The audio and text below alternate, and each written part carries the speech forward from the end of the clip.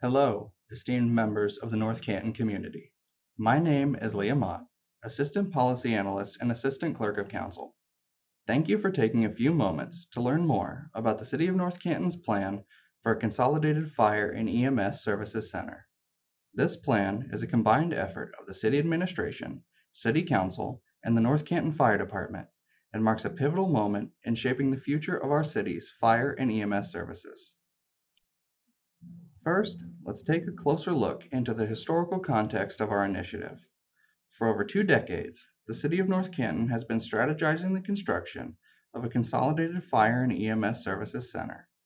This vision aims to consolidate our 2 existing stations into a singular, more efficient and capable emergency services center.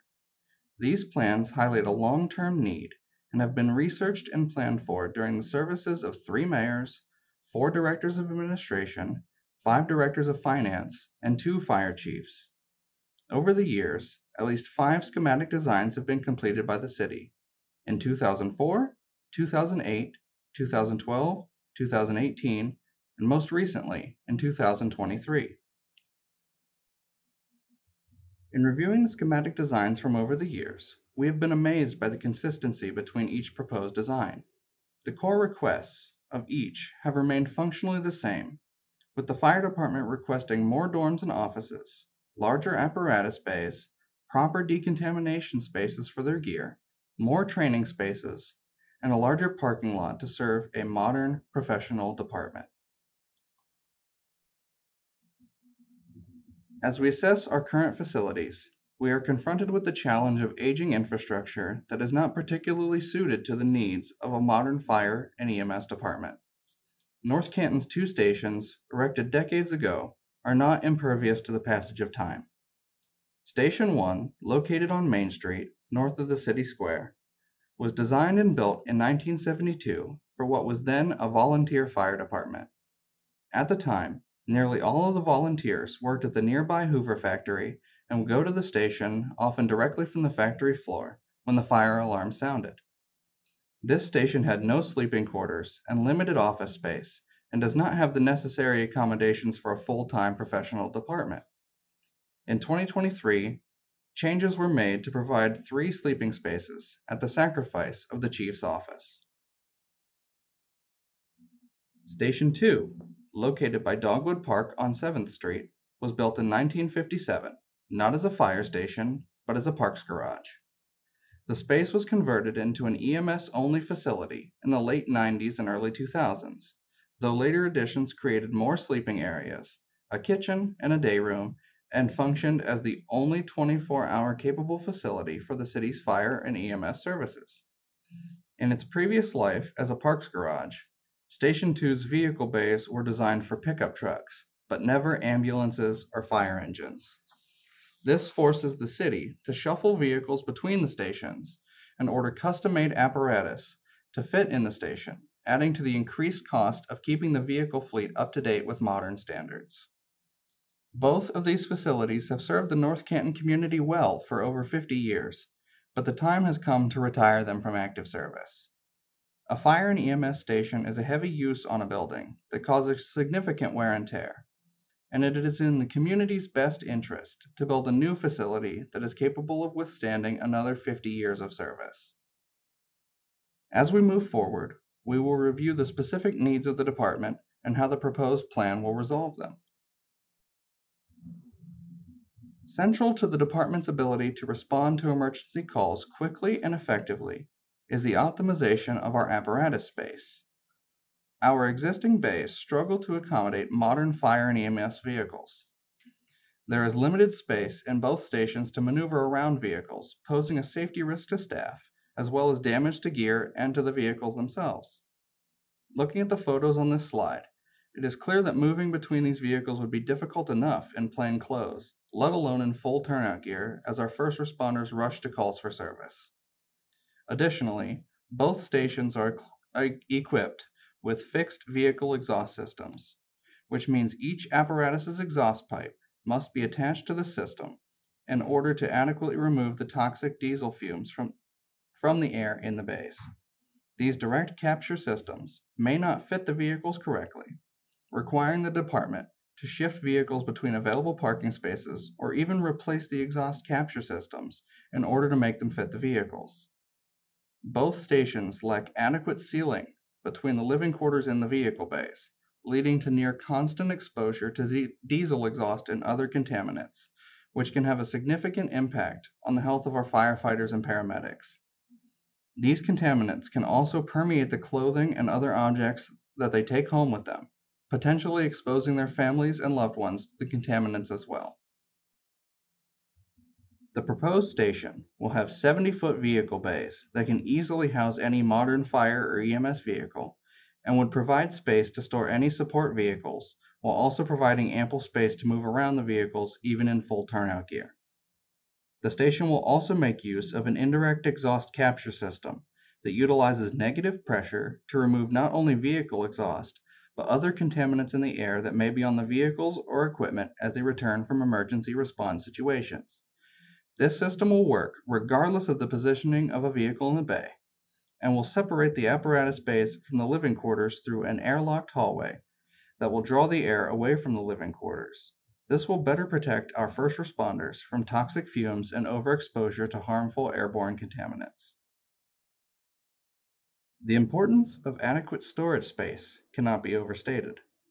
From turnout gear to medical supplies, our department relies on an array of equipment to fulfill its missions. However, our current facilities fall short on providing storage space, necessitating reliance on auxiliary storage spaces scattered throughout the city, including at City Hall, the Civic Center, the water treatment plant, and more. Having gear stored in alternate locations can decrease the operational efficiency of the department. If the equipment they need is in another location, it could potentially be at the opposite direction of their call.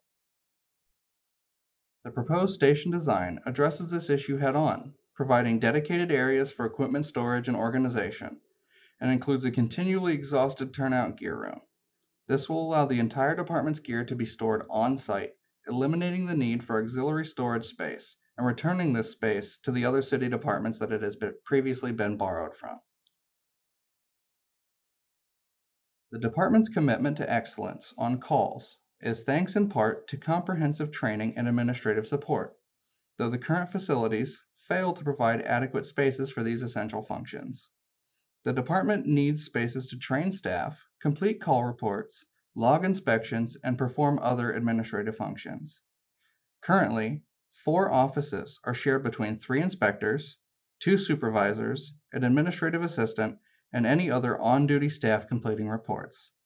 Additionally, there are no separate spaces for shift officers to talk to staff members privately about concerns or disciplinary issues. Training spaces at current facilities are limited, as they are designed mostly as lecture-style teaching spaces rather than hands-on spaces.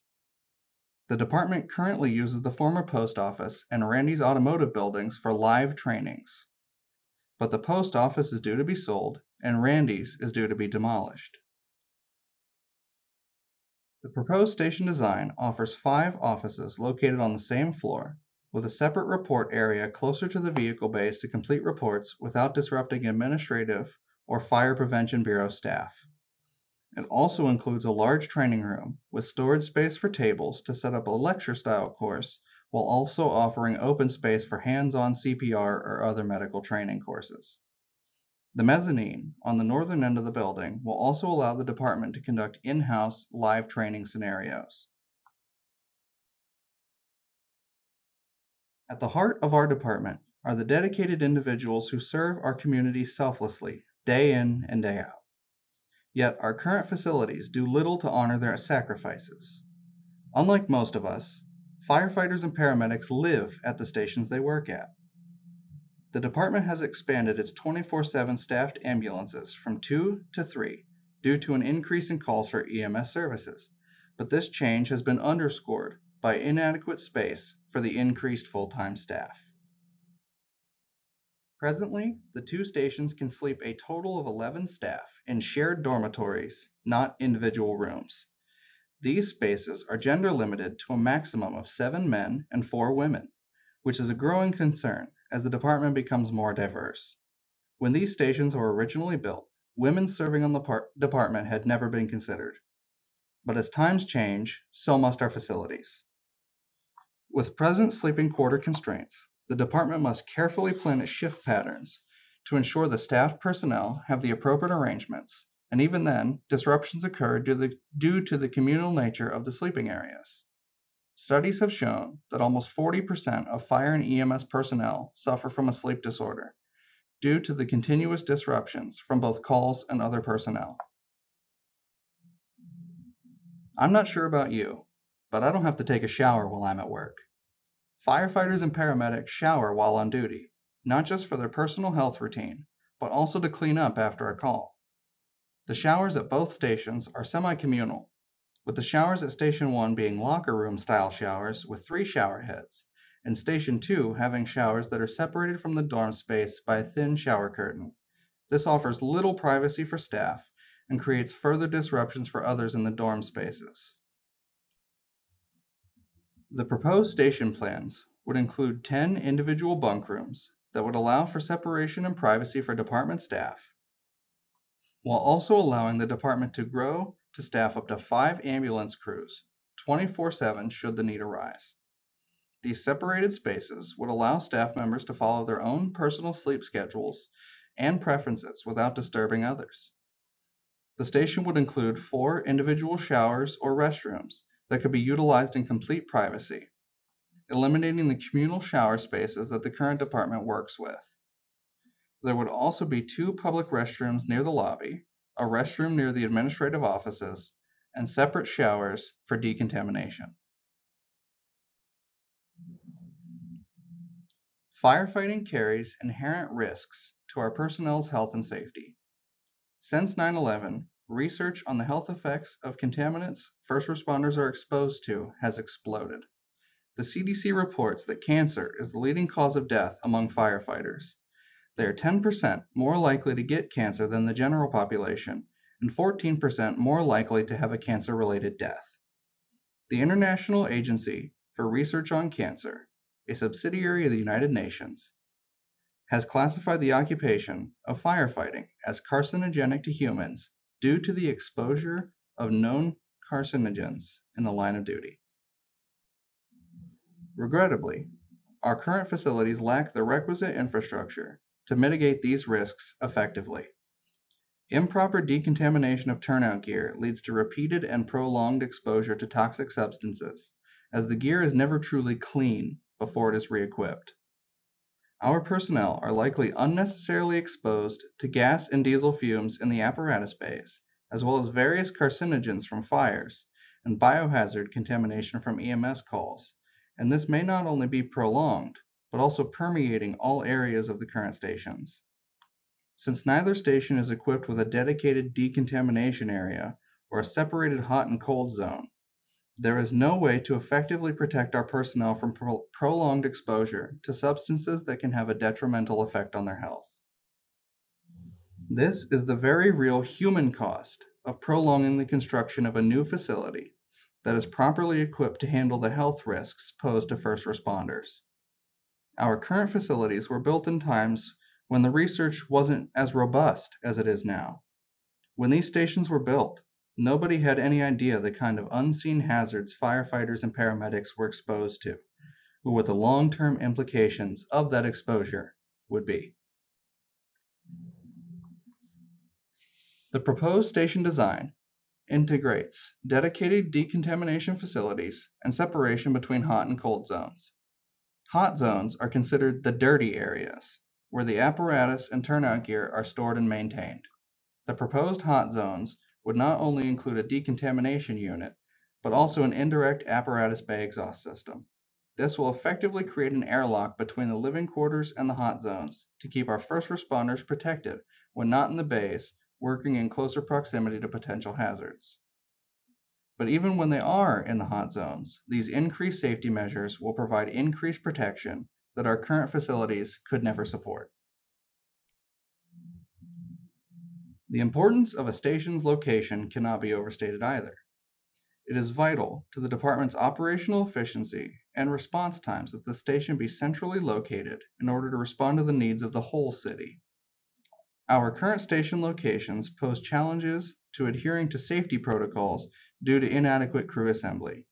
Station 2's location is also less than optimal, as it sits in a primarily residential area and will be hindered further by the construction of a new middle school.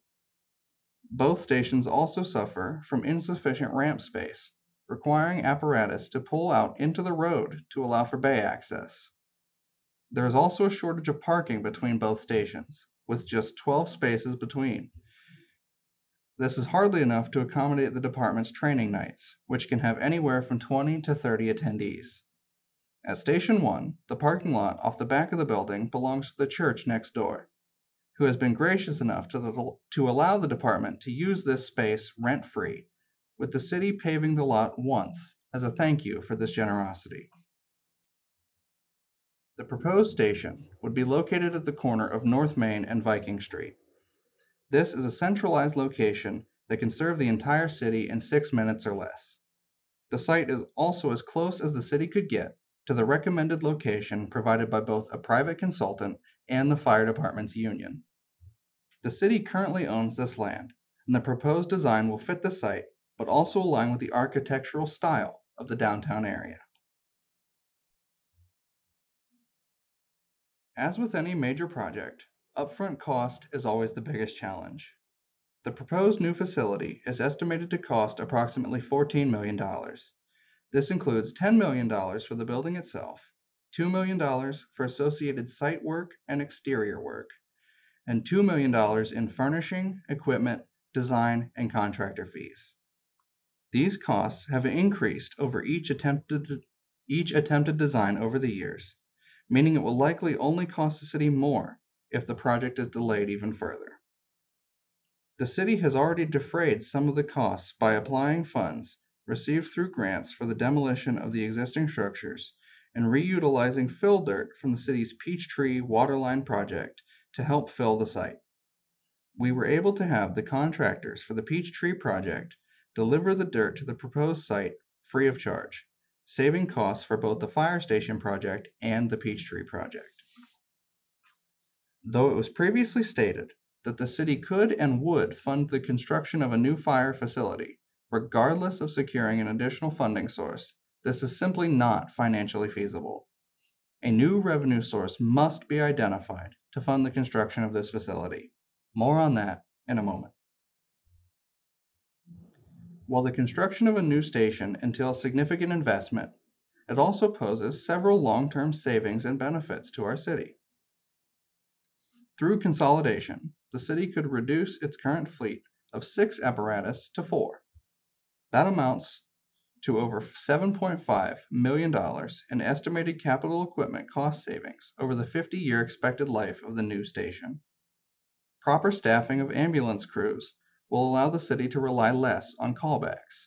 When callbacks are relied on, response times are delayed and overtime costs are increased. In-house facilities also enable training to be conducted on site, reducing the need for costly off-site training venues and travel expenses. Further, maintaining one newer facility, purpose-built for the operations of a full-time professional department, is much more cost-effective than managing multiple aging stations. The city will also be able to sell or repurpose the existing facilities. Station 1 is a viable candidate for sale. According to the county auditor, the current appraised value of the site is approximately $1 million, and its central location on Main Street would make it an attractive property to prospective buyers. Station 2 could be converted into a recreational rental space similar to Dogwood Shelter and could potentially generate additional income of around $100,000 annually. All of these cost-saving measures highlight the significance of consolidation. In doing so, the city could streamline fire and EMS services, delivering better value for the community, both in service and in the financial management of its key facilities. At the heart of our endeavor lies community engagement. The North Canton community prides itself on the exceptional emergency services it receives and is united in a shared understanding that it takes all of us to make the big things happen. Your voices, insights, and perspectives are invaluable as we navigate this complex landscape. To that end, we have devised a comprehensive engagement plan that ensures active community involvement and transparency at every stage of the decision-making process. One of the core features of this plan is a focus group to determine the best course of action for the funding of the new facility. This group will be designated by City Council and comprised of volunteers to engage with the city's professional staff to develop a plan. Each member of City Council and the mayor will select one member for the focus group. The group will convene 3 times to undertake a comprehensive discussion regarding the city's 3 primary funding avenues: income tax, property tax, and income tax reciprocity. Participants will evaluate each option based on a predetermined rating scale and make a recommendation to City Council for subsequent deliberation and action. In addition to the focus group, the public is invited to participate in this process by attending one of 4 open houses held at the current facilities. These open houses will give the public an opportunity to tour the facilities and see areas of the station not typically included on regular tours, including the living quarters. These open houses will be held roughly once every 2 months, leading up to the department's annual Children's Open House, which coincides with National Fire Prevention Week in early October. The dates for these open houses will be June 6th, August 10th, this will be during the Main Street Festival, September 28th during the New Berlin Festival, and October 7th for National Fire Prevention Week. This multifaceted approach highlights the city administration, city council, and fire department's commitment to transparency, inclusivity, and collaboration as we chart the course forward together. To review, the facilities needs of the North Canton Fire and EMS Department have been unaddressed for more than 20 years. This project has long been a need, not a want, and has consistently remained the same in scope across every design.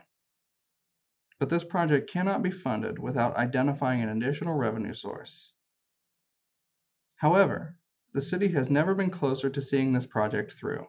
We have the land and a design that fits that land and also addresses the department's needs.